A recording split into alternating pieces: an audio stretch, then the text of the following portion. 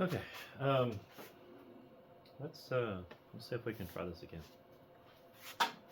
Um, my lighting is kind of a little weird. Let me see if I can figure out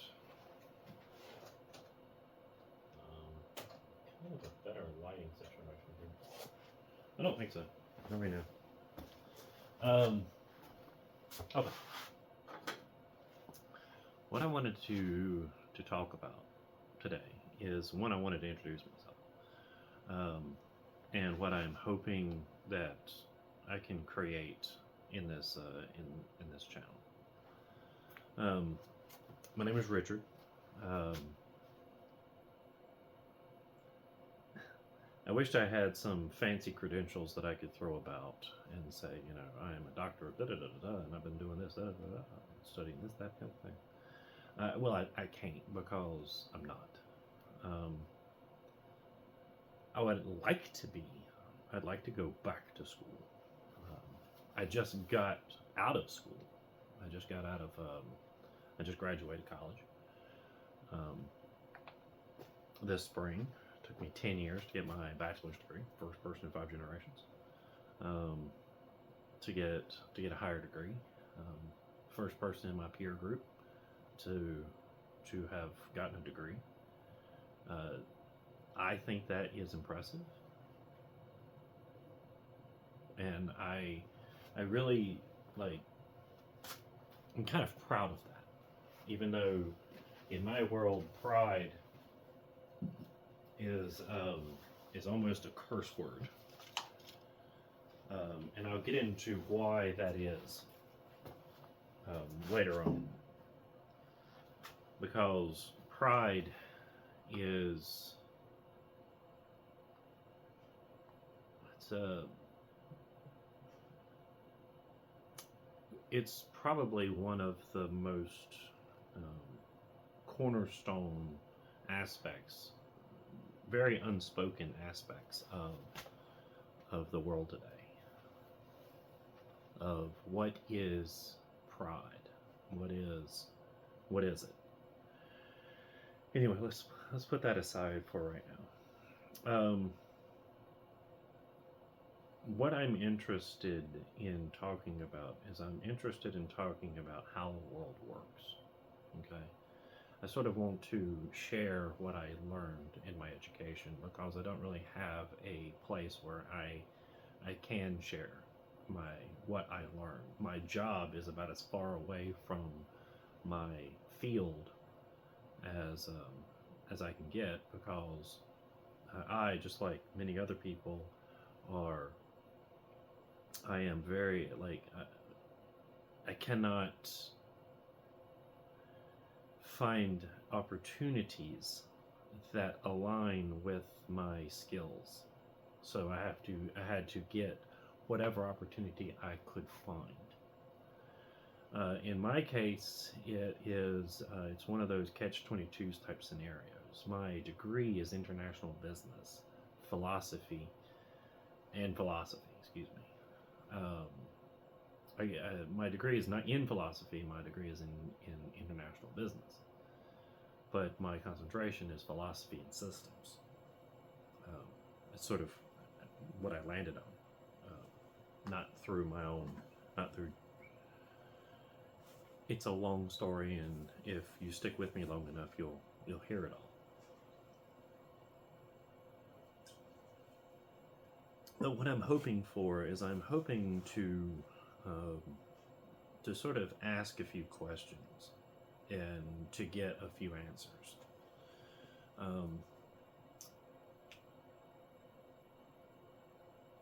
The issue with the world today is, I think, best summed up by a few things. One, everyone. This is a saying that I actually got from a television show. Television show is Fallout. If you haven't seen it, you should watch it. It's fantastic. Love it. Fallout. It's sort of based upon a video game. And I played that video game. I played the crap out of that video game. Love that I haven't played it in a while, but that's beside the point. Anyway, the the saying is everyone wants to save the world, but no one can agree on how to. And I think this is sort of the cornerstone of one of the issues that we are we are currently facing in today's world. Because in learning systems, you understand how things work. You understand the difference between complexity, something that is complex, and something that is complicated. Okay? Something that is complicated means that it has many moving parts. That is complicated. It has sort of like a watch. A watch is complicated. A car is complicated. An airplane is complicated. But at no point will any of the systems that any of the aspects that make up a complicated system, like a watch, a car, a plane, whatever, will spontaneously change or evolve into anything else. It will be as it is forever. Once it's simple, that's the way it is. Okay. In a complex system, what you get is it's more dynamic. It's dimensional. So you've got a watch. Okay. A watch is a complicated thing. Let's see if I can do this.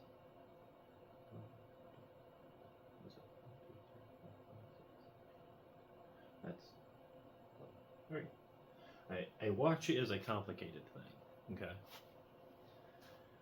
But it is amongst many other, like a car, complicated. Let's see if I can do an airplane. I doubt it. Oh, that's not how you do it. Anyway, you get the point. This is complicated. These things, anything inside this box is complicated. Complex systems are systems that sort of exist in many levels, many layers. Okay? It's dynamic. It's almost impossible to draw. Like, I can't really draw something that is complex because it requires multiple dimensions. The world today, and the world that has always been,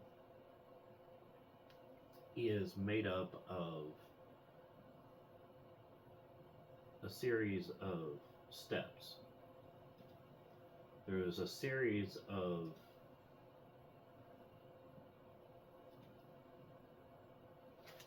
ever granular aspects. I don't know if you can see that. You probably can't, but I need feedback. This is why I need feedback.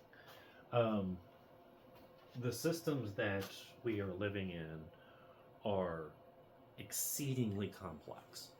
Okay, and there are multiple levels of that complexity. Okay, at any point in time, you can get really granular in all of these systems, and you can become obsessed with trying to reach the point of this is the answer. Okay,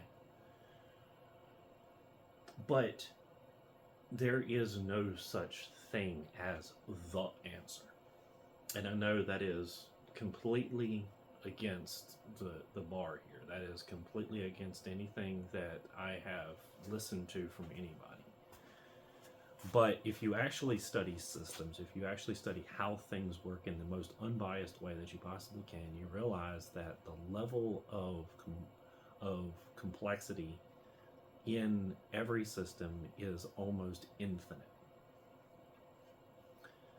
So we, being humans, in our abilities to be able to understand things is very limited. Take, for instance, like myself, for instance. I am 6 foot tall. I'm 6'2". I have 2 eyes. I've got a nose. I've got 1 mouth, 2 ears. I've got 2 arms, 2 legs, 2 feet. You can't see them now because they're below camera, but just believe me because I'm standing. I have 1 heart, 2 lungs, stomach, a liver. I have a digestive system. I have other organs and bits and pieces in me. And that means that everything that I can experience, oh, and I have a brain, sorry. Everything that I experience is through those limitations. The limitations of the fact that I am made up of a physical material, and I have sensory organs, and I have ways to interact with my environment. And inside that interactions, I am limited to what I can do. Okay, I cannot see through the eyes of another creature. I cannot see through the eyes of another person. I cannot experience what any other creature, object, or anything can experience. So I can learn everything there is to know, everything that we know about something. I can learn everything there is to know about it that we have learned, and it still would not complete the story. Okay? And that right there is the first thing that I landed on when I was going into my education, when I was sort of learning, is that under my own limitations and under the limitations of any creature that exists in this world, we can only know what we can know through the organs that we have to know them. Okay, so that means that I wear glasses, so my eyes are only so good. And even if I didn't wear glasses, they could only be so good because there is this concept of human limitation. Doesn't mean that we cannot evolve processes beyond ourselves, but we would no longer be human. Okay, so humans, from what I understand as the definition being, is sort of this relative shape. We've got sizes and things like that. We've got a lot of differences.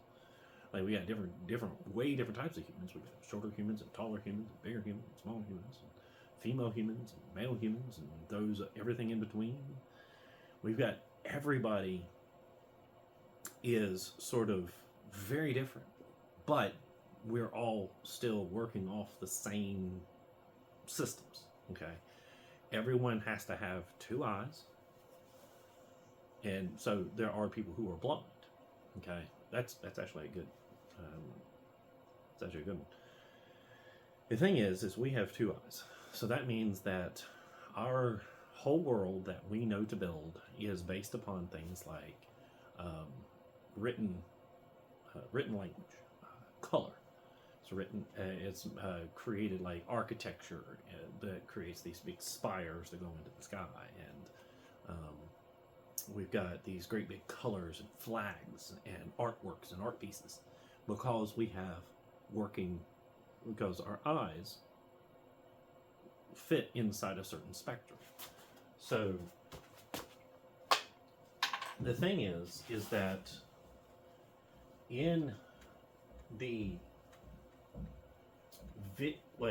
if you were to actually take all energy, okay, and sort of map it out, this is very rough, but it starts off like this and then starts to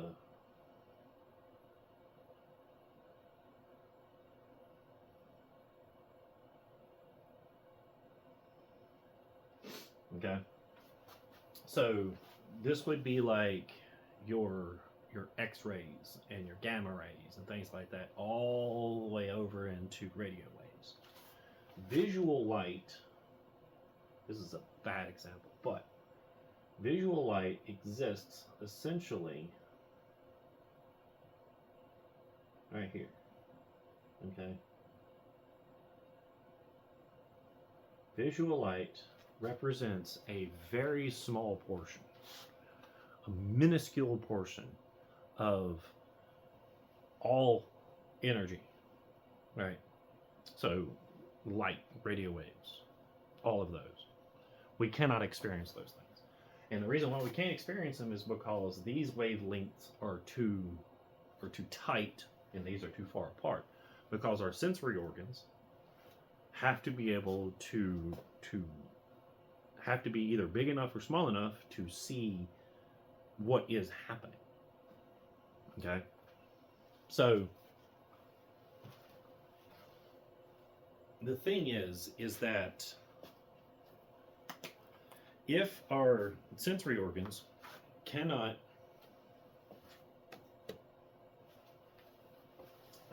experience any more out, so this is our whole visual world.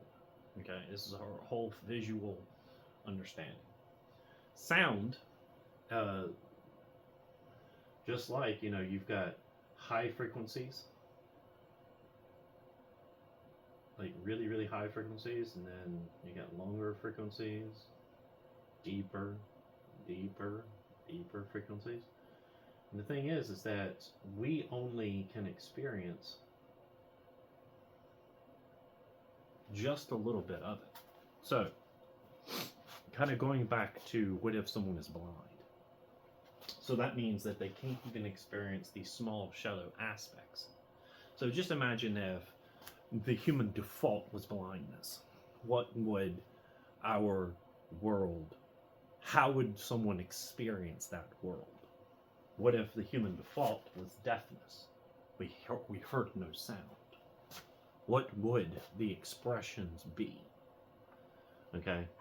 We can wax poetic and going all sorts of directions in these particular scenarios. But the thing is what's important to understand is that we're working off very narrow things. Okay? We're working off very narrow aspects to the world. Now, the world looks infinite, and it is, but our ability to experience that is very narrow. So why am I talking about this? Why is this important? Because we've got to start somewhere. When we're talking about trying to understand the world and trying to understand the systems of that world, we're going to have to start with, I think, which is at the point in where we can experience the world. Okay?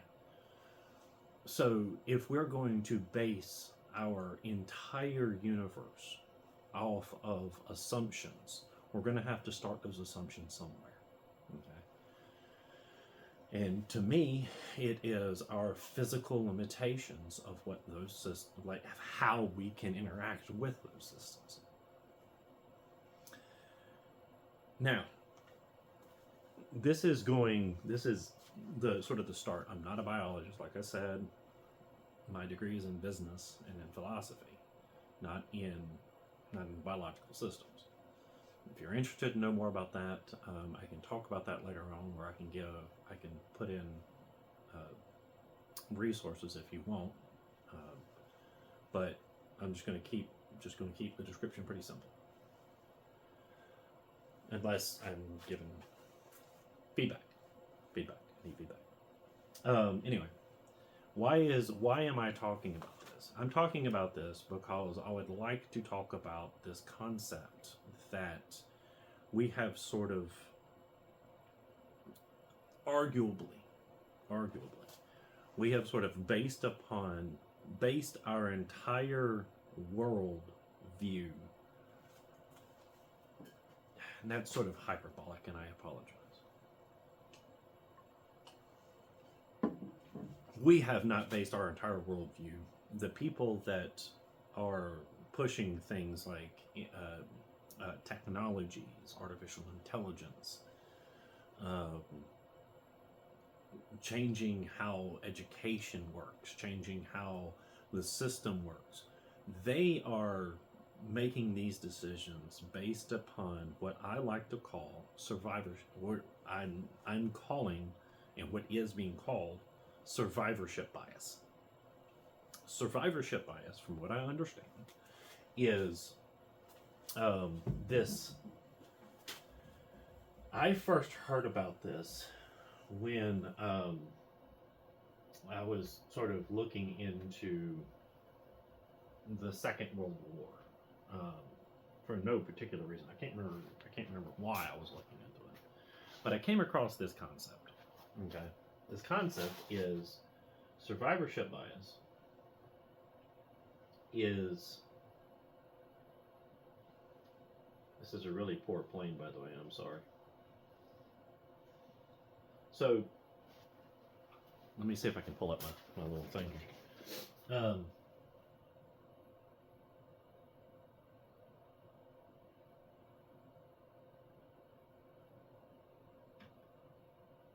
So the idea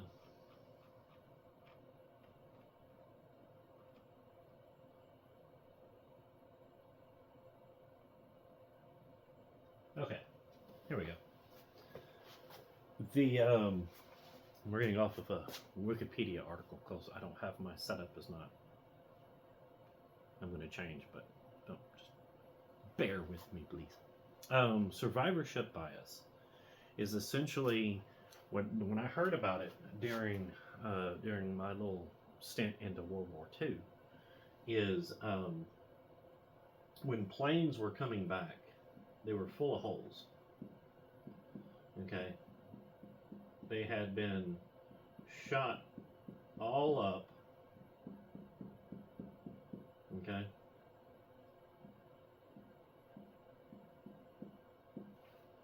All right. And they came back and they were talking about where should we put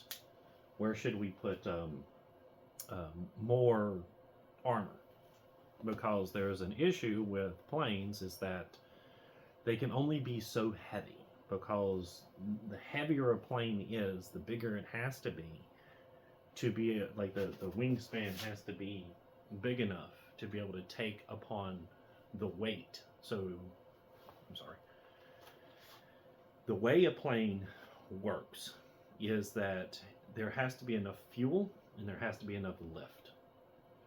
If there is not enough lift to get the plane off the ground, so if it's too heavy, it cannot lift off the ground. So if you put so much armor onto a plane that it becomes too heavy to fly, then that means that it cannot go anywhere. It's not a plane anymore. Okay? And this is sort of the sort of the idea was they were talking about where do we put the more armor, because we can't armor the whole thing, so we have to be strategic about where the armor is placed. All right. There was a gentleman by the name of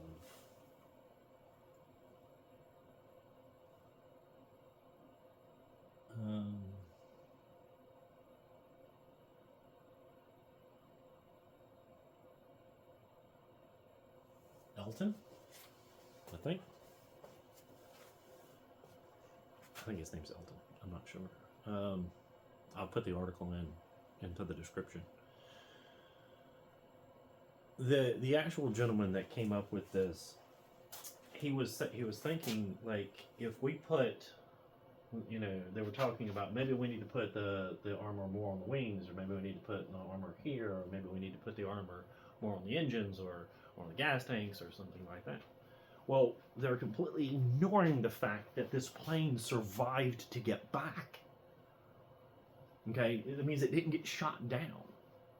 So where all the holes are didn't affect the function of the plane, because it got back for them to be able to study it. So they were like, and it took them a while to figure this out, and they were like, wait a minute, if the planes got back, that means that where the holes aren't the issue. The issue is, where were the holes from the planes that got shot down? That's where we need to put the armor. So if we're going to put the armor based upon like where the bullet holes are in the ones that survived, it would be useless. And that's in business as well. The thing is you're going to hear, if you've been online at all, um, in the past, I don't know, 15 years, whatever, I don't know. Everything is just so screwed up. You're going to get all sorts of people talking about all sorts of things like, I made $1 million, or I made millions of dollars, and I want to show you how I made millions of dollars. You can read all sorts of books about like the 4-hour work week. That guy right there, that guy is, oh Lord, that was a grift right there, boy. The guy who wrote the book about 4-hour work week, if you've never read it, don't bother. His idea was essentially take your job and outsource everything. Okay, so that means you got to pay a small army of people to basically do your job for you, so that you can only work a few hours a week. That was essentially the whole idea behind that book. Any like concepts that you people you hear about people who made it, did they make it due to what they did, or did they make it because of the situation that they found themselves in, that they are the ones that survive the slings and arrows and the bullets in this particular case? Did they make it because of their effort or because of their situation? And that's the thing, is that we're basing the people who are in charge, whoever they may be around the world, is basing all of their decisions upon the ones that are surviving. Okay. Why that is, I have my theories. My theories are that they're basing their whole world off of snapshots of complexity. Okay? For us to understand complex systems, we can't, because remember, we're working with what we're working with here. We cannot see or really represent complexity. What we can do is we can take snapshots of, like, a city street. We can take snapshots of a city. We can take snapshots of a country. We can take snapshots of our business. And then we can look at those snapshots and we look at those numbers and say, this right here, these are the numbers that we need to base upon. We need to base all of our ideas off of. Completely ignoring the fact that, one, you're just taking a snapshot. Two, you're choosing which numbers to look at. Meaning, if, say, for a retail service, say that your business is not doing so well. And so you look at your numbers, you look at your books, and you say, okay, what items are not selling? What items are selling? What, where are we losing the most money? Where are we gaining the most money? But you're completely ignoring the fact that here, this is one of my favorite examples that I found this one out a while back, and I found this one out as I was delivering for. I'm going to bring you closer so you can see.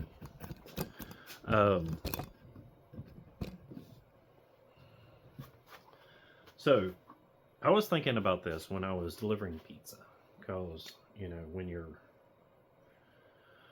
in school and you're just trying to find whatever job you can find, I ended up finding delivering pizza. Okay, I hate it. It's a long story.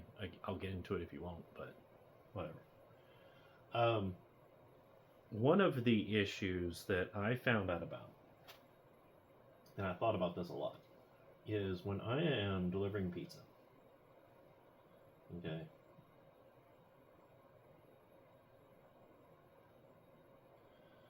Now, road. let's just say that this is one of those little double road things. So you've got traffic. You've got traffic going this way. And you got traffic going this way. Okay? Now, so say there's a median here. Okay? That means that there is like flowers, bushes, trees, whatever. Right here.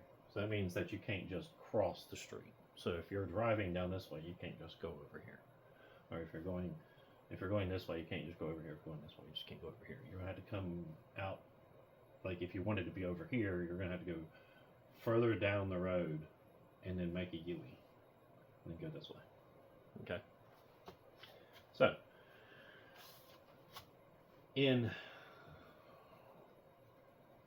when I was delivering pizza, my store, let's say, was here. Okay. So that means that there was an entrance to a parking lot that went around the store. Okay. So the entrance and exit. So the entrance and exit is here. All right. Now, a lot of my deliveries were going in this direction. Okay. I would say about 80% were going in that direction. 20% were going in this direction. Okay, just for instance. Now, there is a gas station over here. And as a delivery driver, I spent a lot of time at gas stations, service stations, places like that. Okay. Now, there's a service station over here, and there was a service station over here. Service station, gas. Okay. So that means that there's a gas station here.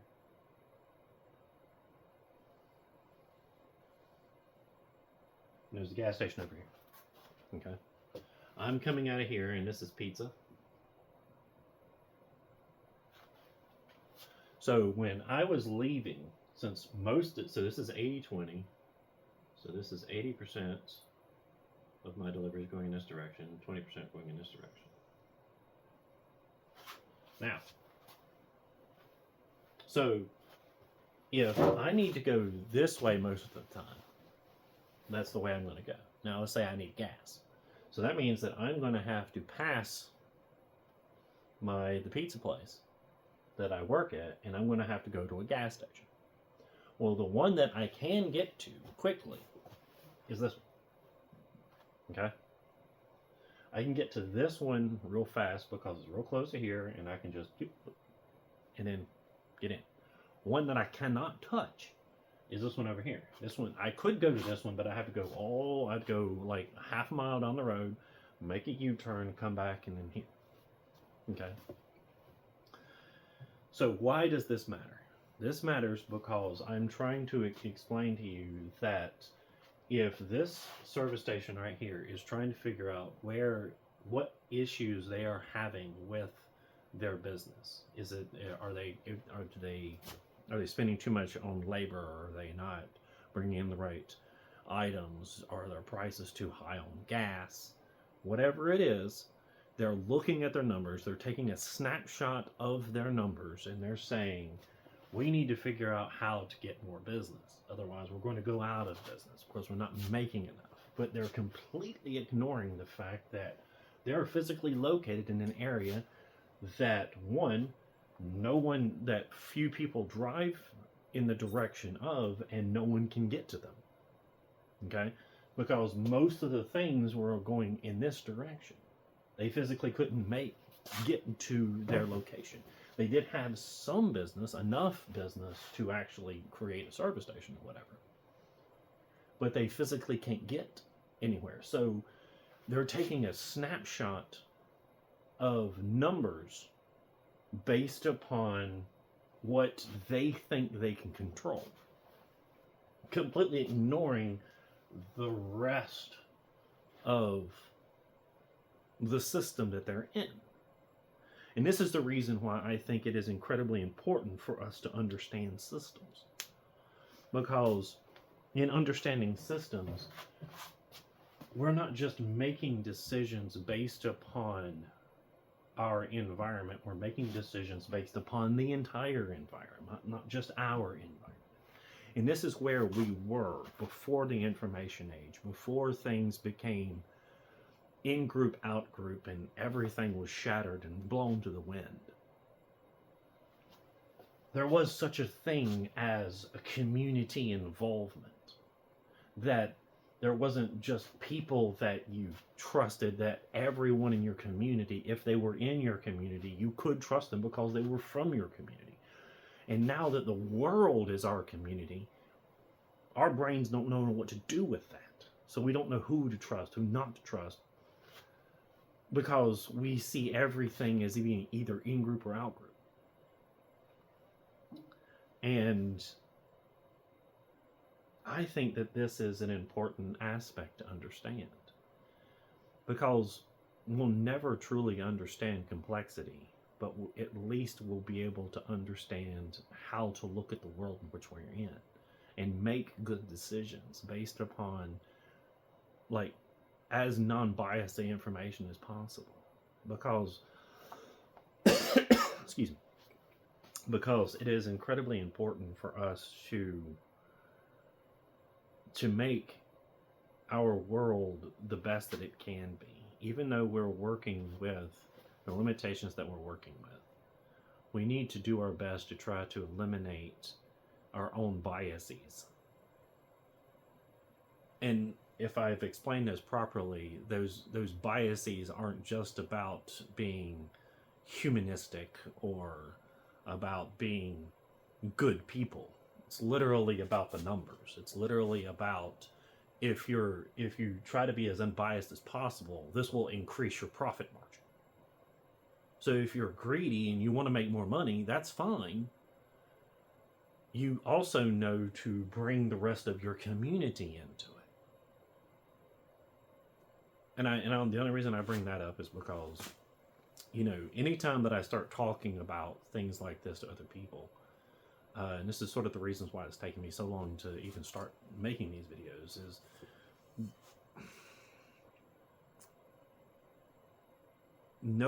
so few people actually want to do real harm to the world. Most people think that they are only working off of what they're working with. Okay?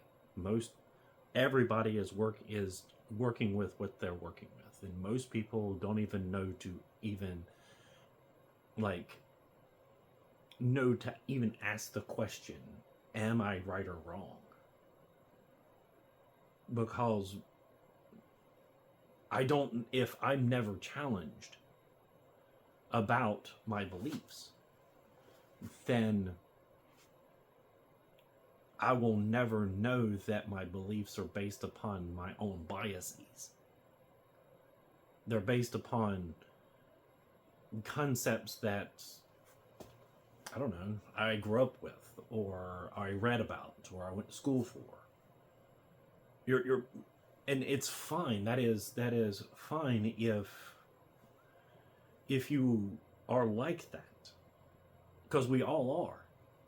We just have to know that our world is something that doesn't need to be like it is. We choose everything that we are. We choose this world, and we choose what we are making it out to be. And if we want it to be better, if we want to eliminate problems, homelessness, hunger, disease, if we want to eliminate those things, we can, because we make more than enough. And if we start looking at the whole system rather than just the pieces that we think are important, based upon the fact that we're working with only but so much, we have to understand that. And through even a small portion of our efforts. Like, there are an uncountable number of stories of people that see things completely differently, and they're able to make things that no one else could even, fathom or create, because they're working with their own biases. They're working with, like,